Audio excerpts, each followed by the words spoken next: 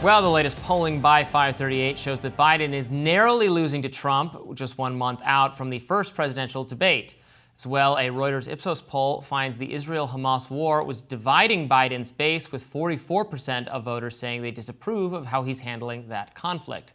Now, a New York Times Siena poll found that Trump would beat Biden in 5 out of the 6 swing states, citing the main issues for voters in this order: the economy, immigration, abortion, and inflation. Commenting on the latest polls, the Washington Post notes that Biden is polling way behind Democratic candidates running for Senate. Nevada Senate candidate Jackie Rosen is doing 14 points better than Biden is in her race. Arizona Representative Ruben Gallego is doing 11 points better in his race. Pennsylvania Senator Bob Casey, 8 points better, and Wisconsin Senator Tammy Baldwin, 7 points better. Gallego, of course, running against Kari Lake for the Arizona Senate seat. Now, meanwhile, closing arguments for Trump's hush money trial are set for next week. Does that really matter? Let's again check the polls. A recent Quinnipiac University poll found that 62% of voters said a potentially guilty verdict made no difference to them, and while 21% said they would be less likely to vote for Trump, 15% said they'd actually be more likely to vote for him. Another interesting point here, the Washington Post highlights that in 2020, there were significantly more voters who said they'd never vote for Trump. But now in 2024, more voters say they'd never vote for Biden. And some, like View co-host Joy Behar, are choosing their words about the president carefully so as not to sway those on the fence. So I'm nervous about saying anything against Biden because I feel, not that I have so much power, and you have some more than I do, obviously, but I don't know about that. Are you afraid that you might, influence people who are on the fence? I think you lose all credibility. I do. I mean, my bond with my audience has always been I don't pull a punch. Yeah. My bond with my audience is you're not going to like everything I say, but I'm saying what I really think is true. The latest 538 polls shows that Biden with 40% of the general election vote, Trump with 41%, and RFK Jr., who's not invited to that presidential debate, taking 10% of the vote, leading some, like Elon Musk, to think of ways to get RFK Jr. on the stage with them, where he should be. After Elon told RFK he should be at the debate, RFK Jr. responded to Elon saying, "Would you host a debate on X?" To which Elon replied, "Sure." Yeah, a lot there. There's some really interesting insight in this Washington Post piece. I want to pick up one point that we mentioned, which is that historically the presumption has been that Trump had a low ceiling, that he has a very stable base, that he's got this 30%, but it can't get much higher than that. There are people who will just never vote for Donald Trump, and he can't get past this. Those stats seem to have flipped according to this poll, where it looks like there's a lot of people who just say, under no circumstances will I vote for Joe Biden. And it's hard not to read that alongside some of the other criticisms he's been getting, most principally with the war in Gaza, in which so many people, I think, have been permanently alienated from him because of what feels like a foreign policy choice to stand by Netanyahu and his right-wing government instead of simply not. Yeah. No one's, you aren't the president of Israel. You can simply step away from this, stop your bear hug policy. But no matter, it seems, what kind of imagery we get coming out of Gaza, Joe Biden has chosen to potentially sacrifice his ability to win this election in order to continue to support Netanyahu. And the voters, I think, are asking themselves, well, why should I be the one to compromise here when the out for Biden here is so obvious? Yeah, the difference between how the Senate candidates are performing is very illustrative, and the way I read it, so Jackie Rosen in Nevada is doing 14 points better than Biden. That's because she's not up 14 points in a race, she's up 2 points in her race, but he's down 12 in that state. So that's where that statistic comes from. So those are still close races, some of them. Although Ruben Gallego is right now slaughtering Kari Lake in Arizona. He's up. So he's up 18 points. The difference between him and Biden is 18 points because he's up 13 points over her. I think part of that is Kyrsten Sinema getting out of that race. It was going to maybe be a very interesting three-way contest where you weren't exactly sure who was going to pull votes for who. Kari Lake is very popular with the very MAGA base, but there are a lot of moderate Republicans in Arizona, who it's McCain territory, who very much do not like Trump and do not like the MAGA wing. And were they going to maybe vote for Kyrsten Sinema? She had that friendship with Mitt Romney. You actually could see her cobbling together some kind of hybrid moderate vote, maybe. or at least, or whatever it was going to be. Or maybe she was going to be sabotaging the Gallego vote because they're both ostensibly I Democrats. that could have been the case, but now it's just he's killing her. But. Well, some other points here.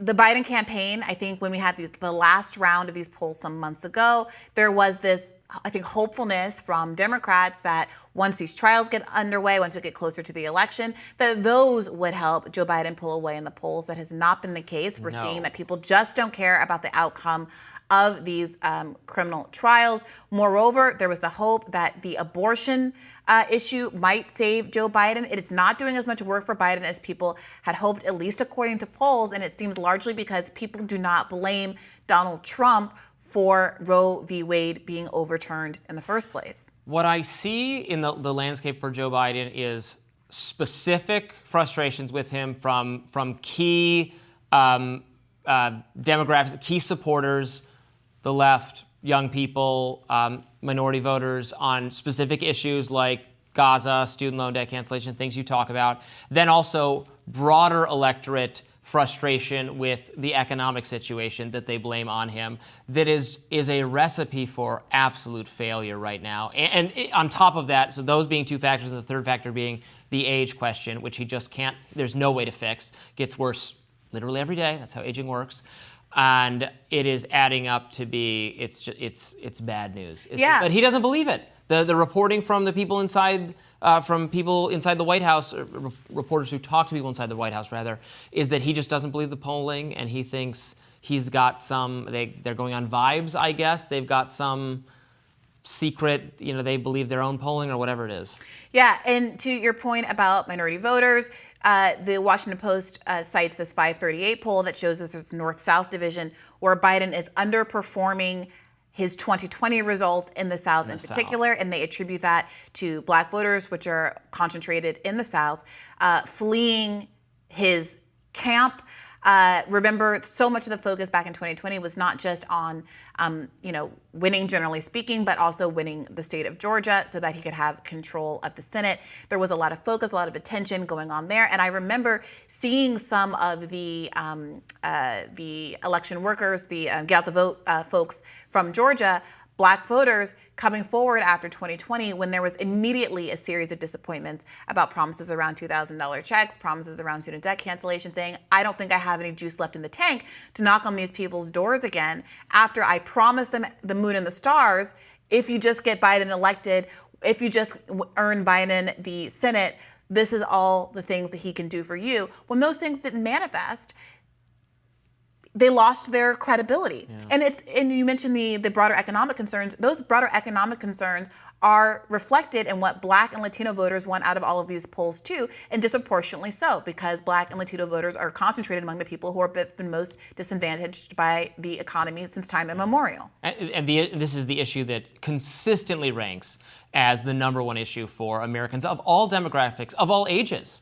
That it is the economy and inflation, it is immigration, yes, it is abortion too, but as you pointed out, there's not enough blame being put specifically on Trump for that, and he's trying to head off, that criticism by the statements he made that frankly that many of the candidates made on the stage, even the ones who ran against him, like Nikki Haley, saying there should be no national federal abortion policy. The trials are not going to be. It doesn't seem like it. It could be different, I guess, when you get to the election-related ones. Although they're not going to be wrapped up, or some of them are not even going to be taking place before the election. And so it's not going to be a gift to the Biden campaign the way they hoped it might be. Yeah, it's looking really tough, which is why I think people are recirculating the Ezra Klein argument that you got to swap him out at the convention. It's unclear whether or not it's too late. But again, if you're looking at polls and you're looking at kind of narrative evidence to suggest that Biden is going to lose no matter what, absent some kind of act of God, then what is frankly the harm of trying to slot someone else in the alternative, especially because, as you pointed out, the age issue isn't going away. It is in fact getting worse. We talked, I think yesterday, we showed a clip of him giving a speech at the Rose Garden, and he was confused. He was kind of bumbling. He thought a hostage was in the audience. The hostage is still being held hostage. Yeah, and it's not just the discrete mistakes. I know I think maybe more useful, or it seems more concrete and less kind of vibe centered to talk about, well, he actually made this specific mistake. Sure. But it's to me, what struck me more about that clip was his inability to kind of communicate clearly without kind of mumbling and not articulating his words clearly. Role. That is the chief role of the president. Yeah, and he sounds confused. It's not just that he's saying things that are wrong, it's that he sounds meandering and confused, and like it's difficult for him to articulate his words. And going in also to these debates, which are now on the table, I think the theorists who say he wanted one of the debates to come before the convention so it could be a test case for whether or not he could make it through to the election. I don't know if that was the plan, but I think it is a good plan, and the Democrats should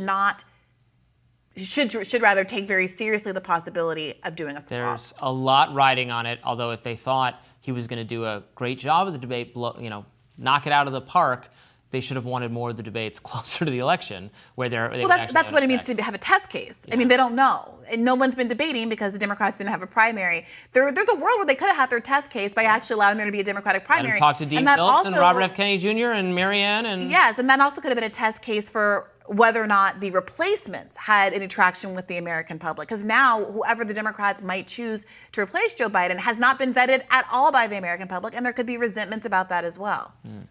All right, we will be watching closely. More Rising right after this.